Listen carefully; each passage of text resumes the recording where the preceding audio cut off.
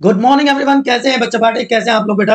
आज के सेशन की शुरुआत करते हैं पॉजिटिव थॉट के साथ। आपका पूरे साल का जो प्लान आउट होने वाला है, उस ड्रीम को कैसे रियलिटी में कन्वर्ट करना है, उसकी पहले बात करते हैं। आपने एक सपना देखा है तो उसको नोट डाउन कर लीजिए। उस ड्रीम को रियलिटी में बदलने के लिए आपका एक गोल है।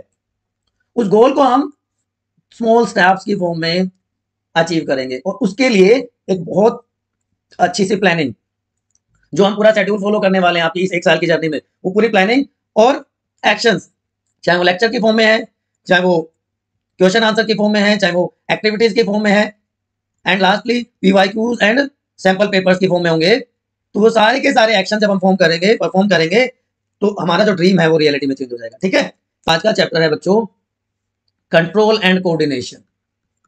दो वर्ड आपको दिखाई दे रहे हैं, कंट्रोल और कोऑर्डिनेशन। क्या बेसिक डिफरेंस है दोनों में?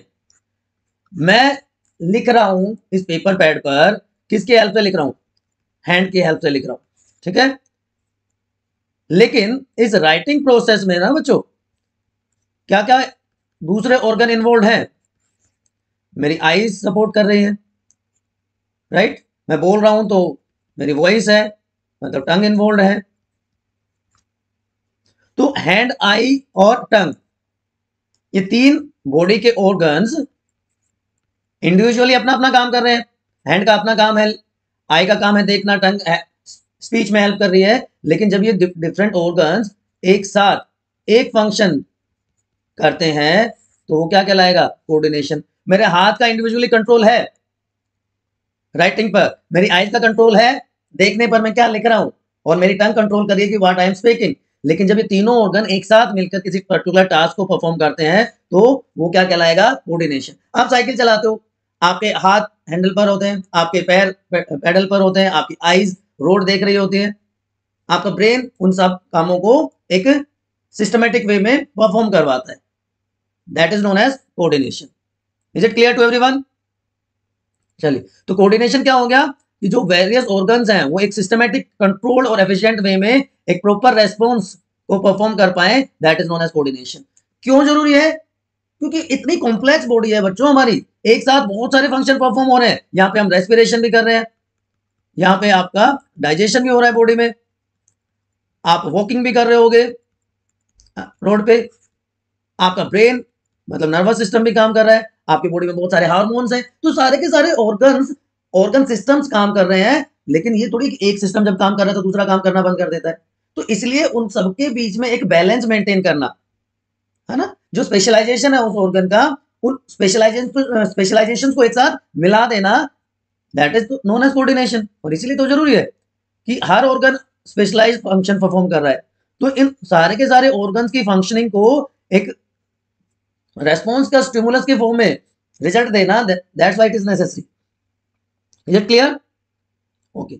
तो क्योंकि हम मल्टी सेलुलर ऑर्गेनिजम्स हैं, क्योंकि हम कॉम्प्लेक्स ऑर्गेनिज्म है, तो हायर ऑर्गेनिज्म में हम दो ग्रुप्स की बात कर लेते हैं।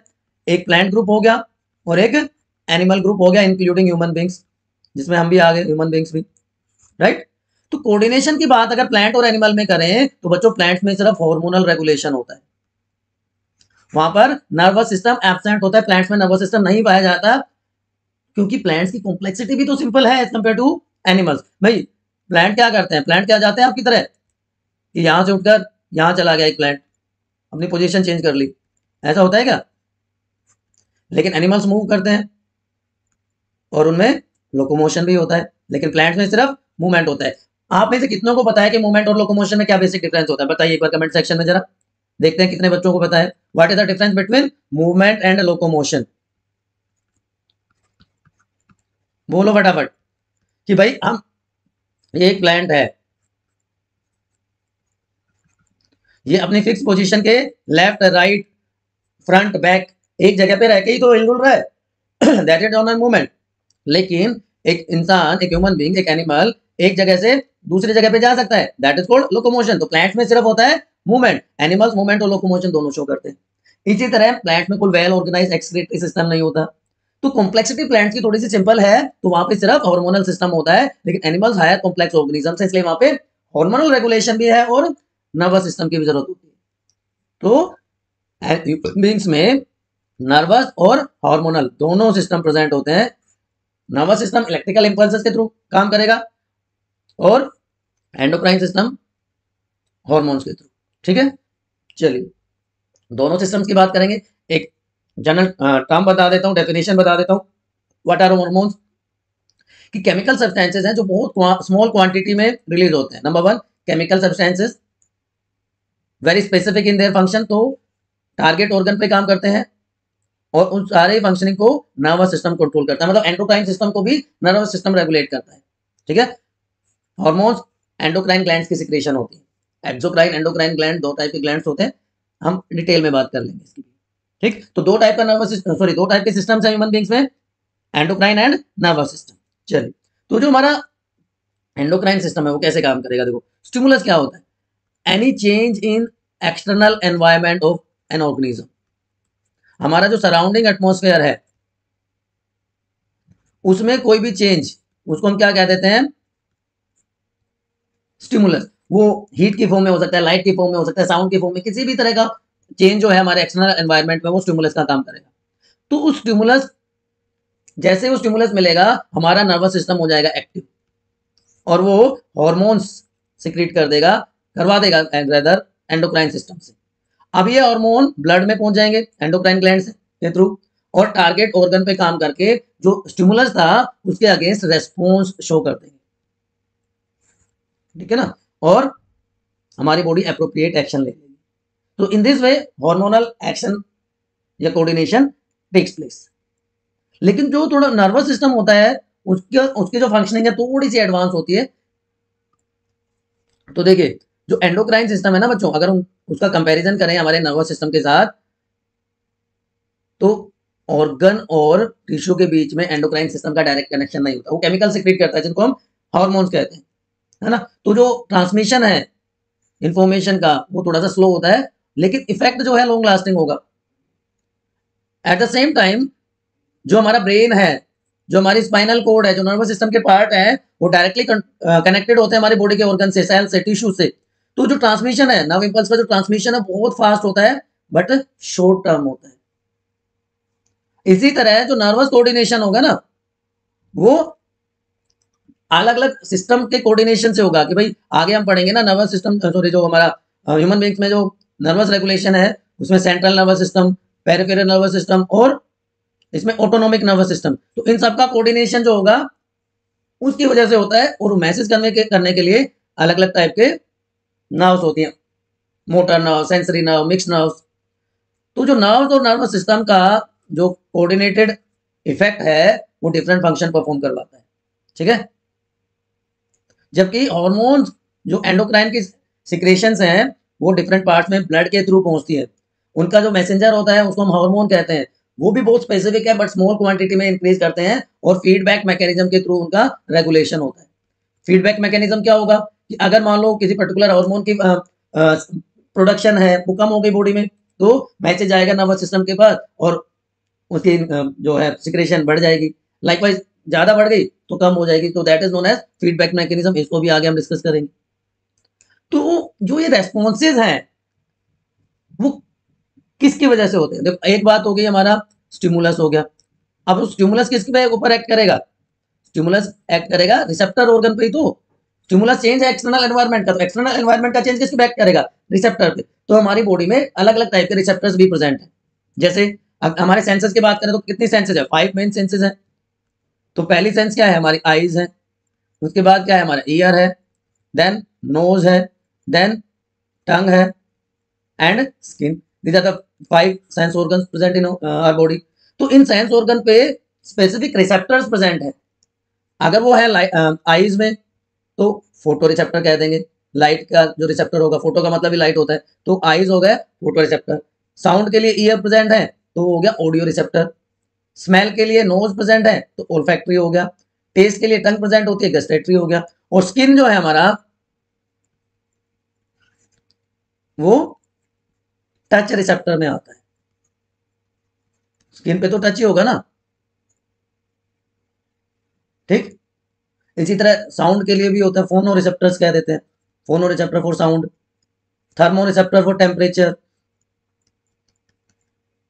बट मेनली हम इनकी ही बात करें। तो रिसेप्टर का पता चल गया आपको, स्टिमुलस का पता चल गया आपको, इज इट क्लियर। और हमारा जो एंडोक्राइन सिस्टम है उसकी बात हमने कर ली। अब दूसरा पार्ट बचता है न्यूरल सिस्टम, जिसको हम नर्वस सिस्टम भी कह देता है। तो बच्चों जो हमारा नर्वस सिस्टम है वो दो मेजर पार्ट्स में डिवाइडेड होता है, central nervous system and peripheral nervous system. Peripheral nervous system में आ जाता है सोमैटिक एंड ऑटोनोमिक। अब यहाँ पे cranial nerves and spinal nerves, cranial and spinal nerves, वो नर्व्स जो ब्रेन से अराइज होंगी वो तो हो जाएंगी क्रैनियल नर्व्स। और ह्यूमन बॉडी में 12 pairs of cranial nerves are found. हमारी बॉडी में कितने पेयर है? 12 पेयर्स है। स्पाइनल नर्व्स जो कि स्पाइनल कोड से अराइज होती है, तो जो स्पाइनल कोड से अराइज होंगे 31 पेयर्स, वो क्या हो जाएंगी? Spinal nerves. तो क्रैनियल और स्पाइनल नर्व्स। ऑटोनोमिक इनवॉलेंट्री और वॉलेंट्री फंक्शन के रेगुलेशन के लिए रेस्पॉन्सिबल होता है। इसी तरह जो हमारा सेंट्रल नर्वस सिस्टम है ना बच्चों, सेंट्रल नर्वस सिस्टम में भी दो पार्ट आते हैं, हमारा brain and spinal cord. Brain से जो नर्व्स निकलती हैं वो क्रैनियल नर्व्स हो गई, स्पाइनल कोड से जो नर्व्स निकलेंगे वो स्पाइनल नर्व्स।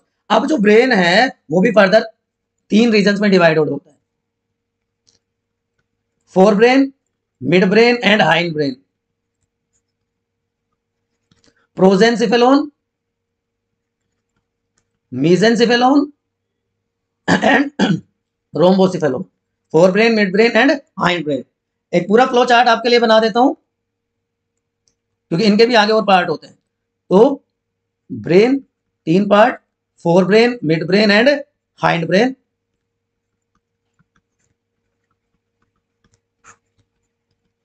ठीक है जी, ये ठीक हो गया। अब फोर ब्रेन में कौन से पार्ट होंगे? फोर ब्रेन में सबसे पहले आ जाएगा आपका सेरेब्रम, थिंकिंग सेंटर हो गया। उसके बाद ऑल्फैक्टरी लोब्स एंड डायंसिफेलोन। ये बात होगी फोर ब्रेन की। मिड ब्रेन में 2 स्ट्रक्चर्स प्रेजेंट होती हैं, corpora quadrigemina, corpora quadrigemina and cerebral peduncles. इनको हम डिटेल में डिस्कस करेंगे, अभी आपके लिए फ्लो चार्ट बना रहा हूं।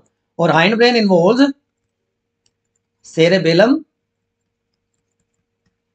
पोन्स वेरुली, जिसको हम सिंपल पोन्स भी कह देते हैं, एंड मेडुला ओब्लोंगेटा।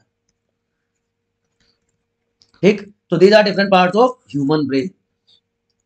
ठीक है बच्चों, तो ये हमारा नर्वस सिस्टम का जो सेंट्रल नर्वस सिस्टम का पहला पार्ट होता है ब्रेन, और दूसरा होता है स्पाइनल कोड।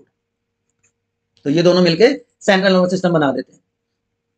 चलिए अब नर्वस सिस्टम की फंक्शनिंग पे आ जाते हैं हम, कि हमने बात करी कि हमारे पास स्पेशलाइज्ड सेंस ऑर्गन्स हैं जो एक्सटर्नल स्टिमुलस को रिसीव करते हैं, और उनको हम क्या कह देते हैं? रिसेप्टर्स। तो स्टिमुलस जो रेस्पॉन्स को लेके आता है किसी भी ऑर्गेनिज्म के पास, ये हो गया स्टिमुलस। मान लो आप किचन में खड़े हैं और आपने जो हमारा पेन है, जो हॉट पेन है, उसके ऊपर हाथ लगा दिया, तो यहाँ पे टेम्परेचर एक स्टिमुलस हो गया। या आप किसी फास्ट मूविंग व्हीकल को अपनी तरफ आते हुए देख रहे हैं, तो वो स्टिमुलस हो गया। हमारी आईज रिसेप्टर का काम करेंगी, या हमारी स्किन रिसेप्टर का काम करेगी। तो स्टिमुलस था, स्टिमुलस रेस्पॉन्स लेके आया है या इंफॉर्मेशन लेके आया टुवर्ड्स रिसेप्टर। अब ये रिसेप्टर क्या करेगा? इंफॉर्मेशन भेजेगा सेंट्रल नर्वस सिस्टम में, ब्रेन के पास, इंपल्स की फॉर्म में। वो इंपल्स न्यूरॉन के हेल्प से इंफॉर्मेशन को लेके जाएगा। There are different type of neurons. तो इंपल्स वो इलेक्ट्रोकेमिकल सिग्नल जो नर्व्स पास करती हैं ब्रेन या स्पाइनल कोड को, सेंट्रल नर्वस सिस्टम को, तो क्या कह देते हैं उसको हम? इंपल्स। तो 3 चीजें हो गई अब हमारे पास। सबसे पहले हमारे पास क्या था? स्टिमुलस था। स्टिमुलस को किसने परसीव किया? रिसेप्टर ने। रिसेप्टर ने इंफॉर्मेशन किसके पास पहुंचाई? सेंट्रल नर्वस सिस्टम के पास। किसकी हेल्प से? इंपल्स की हेल्प से। इंपल्स कौन कैरी करता है? न्यूरॉन। बात समझ में आ गई? अब सेंट्रल नर्वस सिस्टम से जो भी इंफॉर्मेशन मिलेगी वो दूसरे टाइप के न्यूरॉन के हेल्प से हमारे इफेक्टर ऑर्गन तक आ जाएगी। और अगर टच है तो टच के केस में हमारी आर्म या हमारा लेग या हमारी स्किन इफेक्टर ऑर्गन का काम करेगी। हम वहां से उसको हटा लेंगे तो क्या प्रोड्यूस होगा? रेस्पॉन्स प्रोड्यूस होगा, रिजल्ट आएगा। तो ये पूरा का पूरा जो पाथवे है जहां पे stimulus, receptor, impulse, central nervous system and effector organs produces a particular result और रेस्पॉन्स। ठीक बच्चों, यहां तक कोई कंफ्यूजन है किसी को? ये इंट्रोडक्टरी पार्ट में जो जो वर्ड मैं आपको बता रहा हूं ना, बहुत क्रूशियल है, बहुत बहुत इंपॉर्टेंट है। आप एक को भी स्किप नहीं कर सकते। क्या आप स्किप कर दोगे कि भाई स्टिमुलस क्या होता है? अगर आपको स्टिमुलस ही नहीं पता तो आपको क्या पता चलेगा कि भाई रेस्पॉन्स क्या होता है? आपको स्टिमुलस से नहीं पता तो आपको कैसे पता चलेगा कि इंपल्स कौन लेके जाता है ना? ये सारे वर्ड इंपॉर्टेंट है। स्टिमुलस है, इंपल्स है, रिसेप्टर है, इफेक्टर है, ये सारे के सारे वर्ड्स आपको पता होना चाहिए, राइट? तो stimulus any change in external environment, वो क्या हो गया स्टिमुलस। ठीक, इम्पल्स वो इलेक्ट्रोकेमिकल इंफॉर्मेशन जो न्यूरॉन कैरी करते हैं ना, फाइबर्स कैरी करते हैं। रिसेप्टर जिस जो स्टिमुलस को रिसीव करते हैं। इफेक्टर न्यूरॉन की इंफॉर्मेशन को जो एक्शन में कन्वर्ट कर देते हैं, जिनके ऊपर एक्शन होता है, जिसकी वजह से हम कोई अनअवॉइडेबल कंडीशन को से दूर हो जाते हैं, दैट इज इफेक्टर ऑर्गन। ठीक, तो stimulus, impulse, receptor, response, effector, ये 5 वर्ड अगर कोई भी कंफ्यूजन अभी तक तो प्लीज एक बार फिर से पूछ लीजिए। उसके बाद मैं बात करता हूं हमारे नर्वस सिस्टम की, जिसमें मैंने अभी आपको बताया सेंट्रल नर्वस सिस्टम और पेरिफेरल नर्वस सिस्टम होते हैं। मैंने फ्लो चार्ट बनाया था आपके लिए सेंट्रल नर्वस सिस्टम का। तो सेंट्रल नर्वस सिस्टम में क्या हो गया? 2 ही चीजें हैं सेंट्रल नर्वस सिस्टम में, आपका ब्रेन है और आपका स्पाइनल कॉर्ड। ये दोनों मिलकर क्या बना देते हैं? Central nervous system.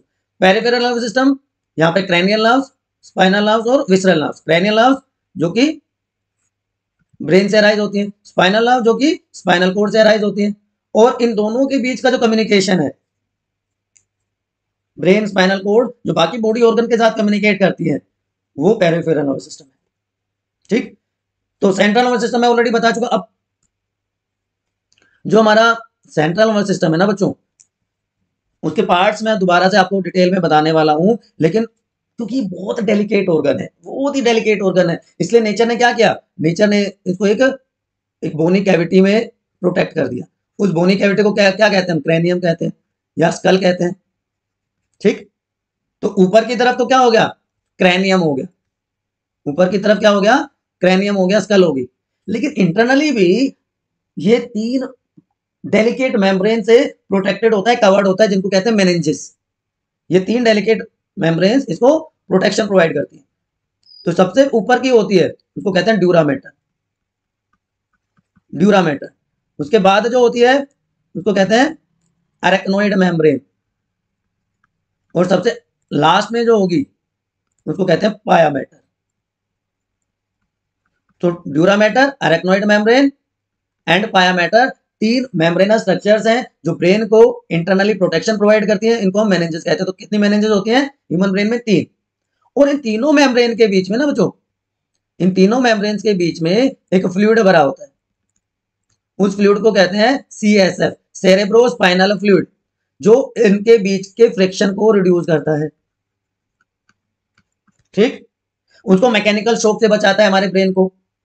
ठीक, और इसी तरह हमारी स्पाइनल कोड में भी CSF और मेनिंजेस प्रेजेंट होती हैं, उसको भी प्रोटेक्शन वो प्रोवाइड करती हैं।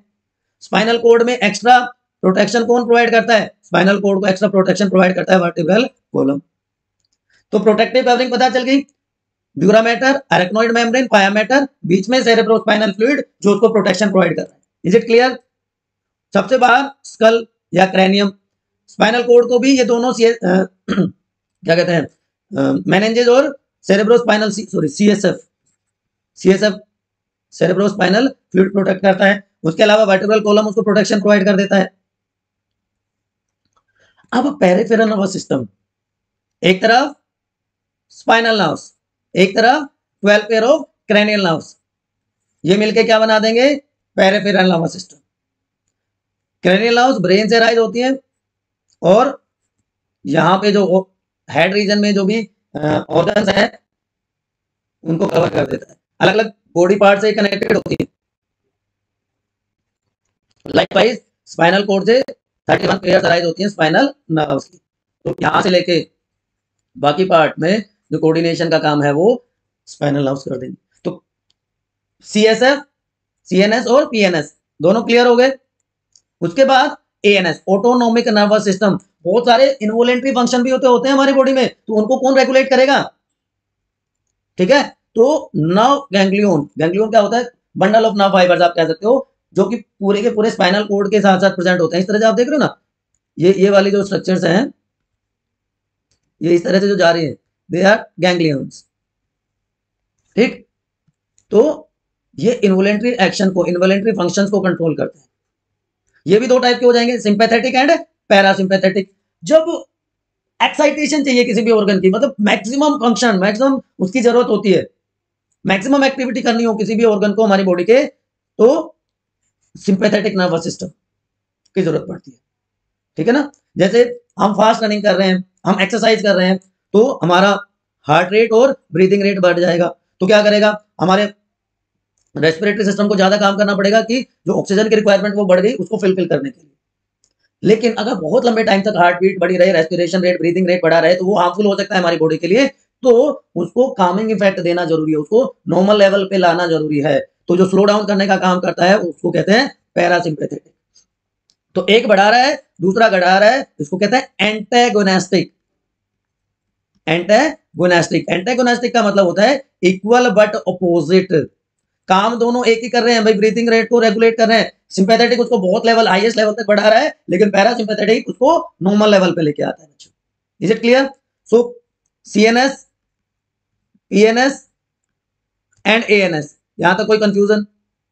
सीएनएस में आपके ब्रेन, स्पाइनल कोड, यहां पे क्रैनियल नर्व्स, स्पाइनल नर्व्स, यहां पे सिंपैथेटिक एंड पैरासिम्पैथेटिक। क्लियर हो गई बातें? चलो जी, अब वॉलेंट्री और इनवॉलेंट्री फंक्शन किस तरह का रेस्पॉन्स शो करते हैं, कौन सा बॉडी पार्ट उसमें कंट्रोल होता है, क्योंकि एफटी एनसीईआरटी में कई सारे क्वेश्चन दिए हुए हैं। आप इस टॉपिक को करने के बाद उनको सोल्व करने की ट्राई करना कि वॉकिंग में और वॉकिंग वॉलेंट्री फंक्शन है कि इनवॉलेंट्री फंक्शन है। तो दो तरह के रेस्पॉन्स है हमारे पास, एक होता है ऑटोमेटिक, एक होता है सेल्फ रेगुलेटेड, है ना, जो हमारी विल पावर के अंडर कंट्रोल में हो, और एक विल पावर के कंट्रोल में ना हो। तो विल पावर के कंट्रोल में जो नहीं होता उसको ही तो हम कहते हैं इनवॉलेंट्री। तो रेस्पॉन्स कैसा है? वॉलेंट्री है, ऑटोमेटिक नहीं है। तो सेरेब्रम जो लार्जेस्ट पार्ट है हमारे ब्रेन का, ये थोड़ा सा आपको लग रहा होगा कि क्या वर्ड आ गया, चलो कोई बात नहीं। इसके बाद जब हम सेंट्रल नर्वस सिस्टम के पार्ट्स की बात करेंगे तो आ जाएगा। मैं आपको अभी बता देता हूँ, जो लार्जेस्ट पार्ट होता है ब्रेन का उसको कहते हैं सेरेब्रम।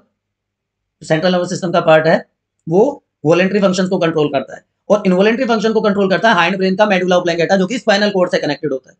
तो जो वॉलेंट्री एक्शंस हैं हमेशा स्लो होंगे, लेकिन इनवॉलेंट्री फंक्शन बहुत फास्ट होते हैं, सोचने का टाइम ही नहीं मिलता।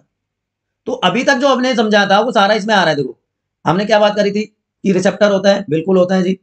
उसके बाद क्या होता है, रिसेप्टर अपनी इंफॉर्मेशन कहाँ पे लेके जाता है, इंपल्स की हेल्प से सेंट्रल नर्वस सिस्टम में, ब्रेन में ले गया, स्पाइनल कोड में ले गया, और जो सेंट्रल नर्वस सिस्टम है वो इफेक्टर ऑर्गन को रेस्पॉन्स देता है, जिससे काम हो जाता है ना। इनवॉलेंट्री में भी यही होगा, लेकिन यहाँ पे सेरेब्रम उसको कंट्रोल कर रहा है, यहाँ पे मेडुला ऑब्लंगेटा इसको कंट्रोल कर रहा है। This is the basic difference. Speaking, walking, writing, ये सारे वॉलेंट्री फंक्शंस हैं, जबकि पेरिस्टल्सिस, बताइए कितना बच्चों को याद है व्हाट इज पेरिस्टल्सिस? पेरिस्टलिक मूवमेंट, हिंट दे देता हूं, ईसोफेगस में होता है डाइजेशन के टाइम पे। तो ये हार्ट बीट और रेस्पिरेशन, ये सारे इनवॉलेंट्री फंक्शंस हैं। तो अवेयरनेस वाले जो वॉलेंट्री फंक्शन है उनको बहुत ज्यादा सोचने की जरूरत नहीं पड़ती, या पड़ती है? पड़ती है, ठीक है, अवेयरनेस की जरूरत पड़ती है, लेकिन इनवॉलेंट्री फंक्शंस को जरूरत नहीं पड़ती, वो तुरंत हो जाएंगे। और उसी में एक आता है रिफ्लेक्स एक्शन, कि एक्सटर्नल स्टिमुलस के अगेंस्ट हमारी बॉडी का क्विक रेस्पॉन्स इनवॉलेंट्री है, ये भी इनवॉलेंट्री के साथ साथ स्पॉन्टेनियस है।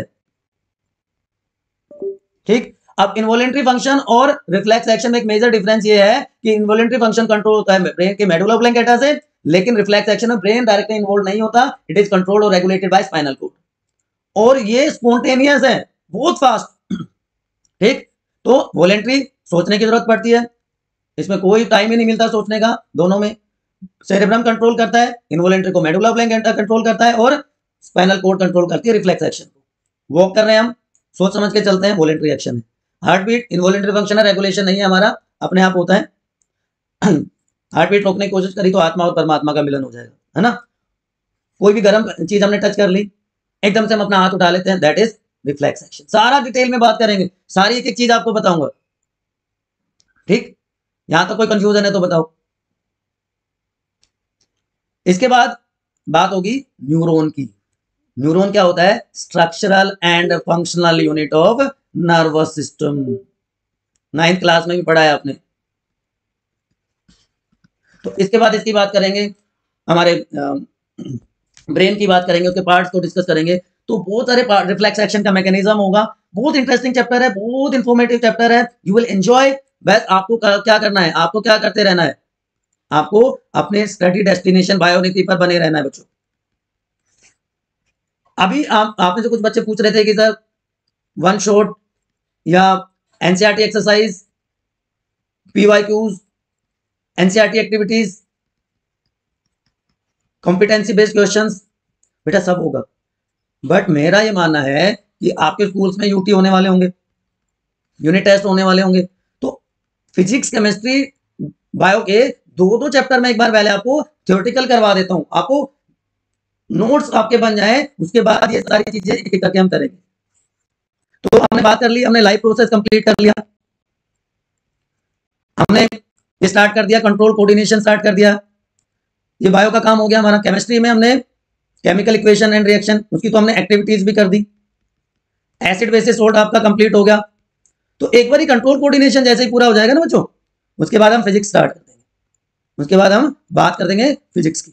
फिजिक्स में हम लाइट और इलेक्ट्रिसिटी, इन दोनों चैप्टर्स को कंप्लीट करेंगे।